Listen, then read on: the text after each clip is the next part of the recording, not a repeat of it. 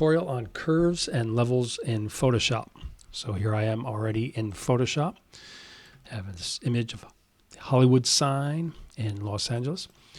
And you'll see over in the layers panel, I'll just do a simple Command J on a Mac, Control J on a PC to make a copy of that layer. And then I will usually hit the F key to go to full screen view, which has a neutral gray background, which is better for the eye to see color corrections, tonal corrections.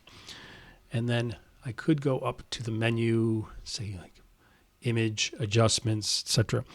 But if you can remember this keyboard shortcut, it'll make your life easier. It's just on a Mac, simple Command M, on a PC, Control M, and it pops up the curves dialog. So I move that a little to the right. Holding my space bar, I can move my image a little to the left so we can see both.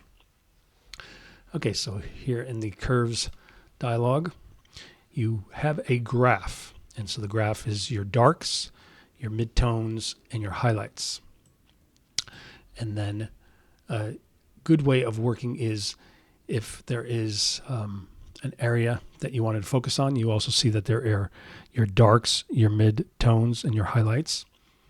So as an example, if I click on the white point eyedropper and click, that will get rid of any color cast. And then before I begin doing, say, manual corrections and showing you some tricks, I'm going to show you that there's also presets. So there's like color negative, cross process, but there's general tonal presets such as darker, increased contrast, lighter, linear contrast, medium contrast, negative strong contrast. So just to know from the get-go, there are some nice presets. So you could go to like, say, increase contrast, and right from the get-go, you get kind of a nice change to your curve. If you do not want to do that, if you don't want to keep that, all you need to do is hold down your Option key on a Mac, Alt on a PC, and the Cancel button switches to a reset, and then you can click, and you're back to square one. So a good way of working with curves in Photoshop is you see your image, and you can look at your graph and say, okay, this would be your darks, your midtones, your highlights. But even better is when you go into your image, and you hold down a Command key in a certain area and then click, it'll put a point on your graph for you showing exactly where that is.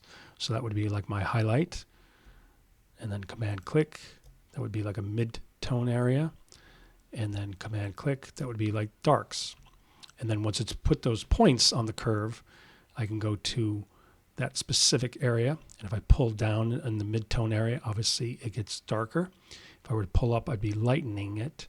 So I want to pull it down a bit, midtones. And then with the highlights, I might pull that up just a little bit for a little contrast. And then in the darks, it is pretty dark already in that part of the tree, but I can decide to either make it darker by pulling it down or pulling it up. And you'll see that the output section on the left changes, so that shows you the numbers. So you could technically click on a point and you could go to the right of that number, and then you could use your up or down arrow keys to nudge a point in subtle ways. So that's a way that you can get very exact kind of corrections, tonal corrections in the curves. And so there is the preview check mark. So I just turn that off, turn it back on. You can see how much the image has come already just with that. And so that is a very kind of direct way of working on your image to do some tonal correction. Once again, if I hold down the Option key on a Mac, click on the reset button, like I said, you can go to, say, medium contrast and get some nice changes, strong contrast for that type of effect. And then, of course, you could go to any point, like in the midtones, and pull that down to make it a bit darker. Option click to reset. And then I also wanted to show you, besides command clicking on your image while you're in the curves, you also have this icon here in the bottom right.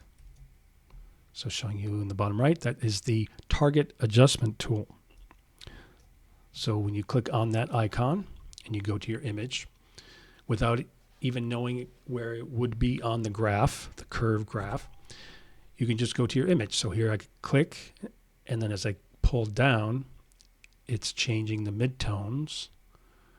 And then I'm still in that target adjustment tool. I can go to this area, and you'll see that there's a scrubby slider type of icon where it's the hand with the two up and down arrows. So if I click and pull up, I can lighten the highlights, or click and pull down, I can lighten those highlights. And it's still in that target adjustment tool, so I could go to another area, click, and then it would let me target that specific area a bit. Now it is connected to a graph, so when you get to a certain point, it will start affecting other areas as well. But it's a very nice way to work. And probably my preferred way is to use the target adjustment tool when using curves, so you can really specify those exact areas that you want to change. Okay, so I hit OK, and then if I go over to the layers panel, I turn off the eye icon. You can see the before, you can see the after. And then one more aspect, if I go back, Command M on a Mac, Control M on a PC, there's also a channel area. So it says RGB, that's the composite of all channels, or you could go to a specific channel. So if I go to red, when I'm in the red channel, I could click in the middle, and as I pull down, it's reducing the red and adding cyan or blue. And if I were to click that point and pull up, it would be adding red to the image. So that's a way that you can color correct an image by a per channel basis. So bring it back. And so obviously if you go to green, and with green you pull down, you'd be reducing the green and adding magenta. And if you pull up, you'd be adding green to your image. And blue, if you pull down the blue mid-range area, you're adding green to the image. And if you pull up, you'd be adding more blue to that channel. So that's how you can kind of do some quick tweaks of color on your image using curves. I'm just going to hit reset on that. Okay. Okay, so that's curves.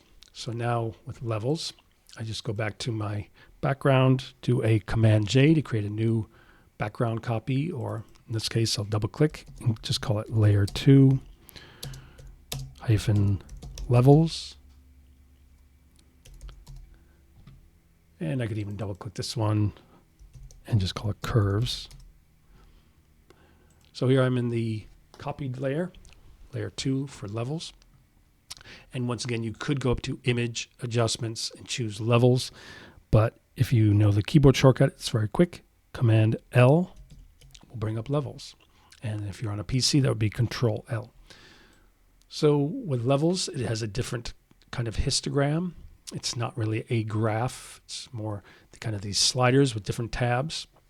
And so this is your darks, this is your midtones, and this is your highlights.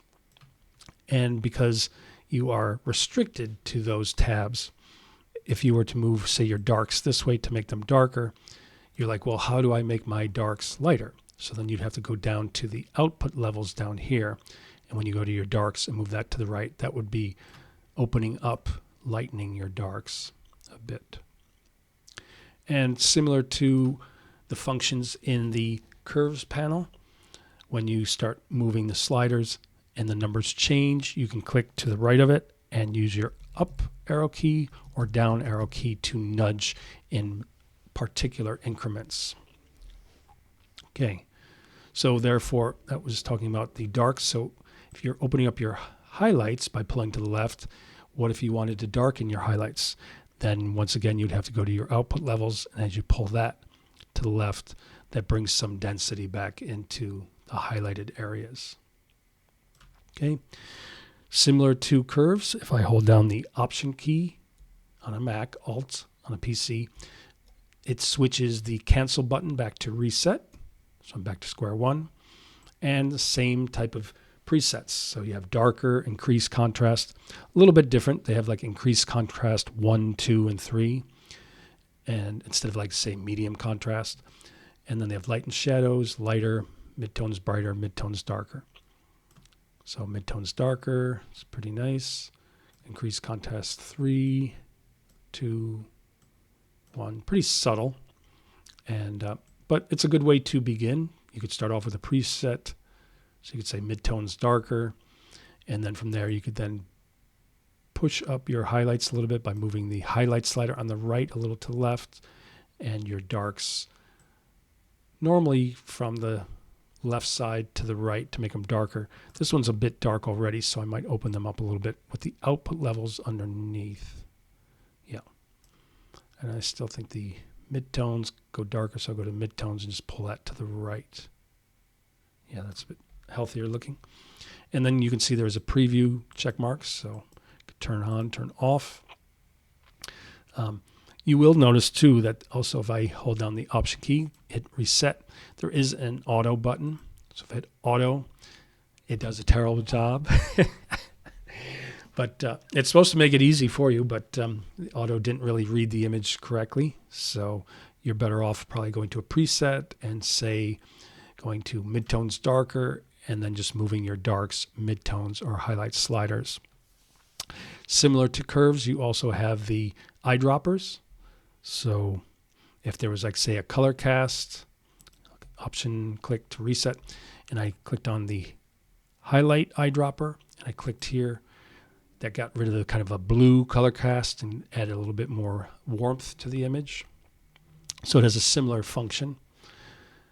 And then also it has channels. So under channels, you have your RGB composite, and then you can go to red, green, or blue. And then similar to curves, if I go to the midtone area and I move the tab as opposed to the point on the curve, if I move the tab to the right, I'd be making, in the red channel, I'd be making the image more blue. If I move it a little to the left, I'd be adding more red. So it's similar function. But the thing that you will notice is that levels is pretty simple. So levels is something that I go to when I want to make very simple corrections. So if I go to reset, I might come into an image like this and I might say, okay, go to midtones. Maybe I'll make them darker, pulling them to the right. And then if I want it to be very specific, I can see it says 0.64 underneath. I can click to the right, and then pressing my down arrow key, I can make it in increments to like 0.49. And then to the right, I go to my highlights, and I can move that just a little bit to the left to brighten that up. And once again, I can click to the right of that number and use the down arrow key to lighten it, or the up arrow key on your keyboard to bring it back, make it a little bit darker. And then I go to the darks on the left, I pull that to the right, and I can add more contrast, or go to the output levels and open that up a little bit. So it's pretty easy, levels, very direct, and I tend to like to use the curves just because it seems to be a little bit more exact, but levels is great when you know you want to do like a quick contrast change to your image, or do a little quick change to the red, green, or blue channel. So as you can see, very similar changes I made with curves and levels. So I hope that was helpful to you. It is a direct, simple way of working with curves and levels. And always remember that when you're on any image, you can also go up to the filter, camera raw filter, and access the tonal correction, color correction tools there. And there is a whole section for curves as well. So thank you for joining me, and I hope that is helpful to your day-to-day working in images in Photoshop.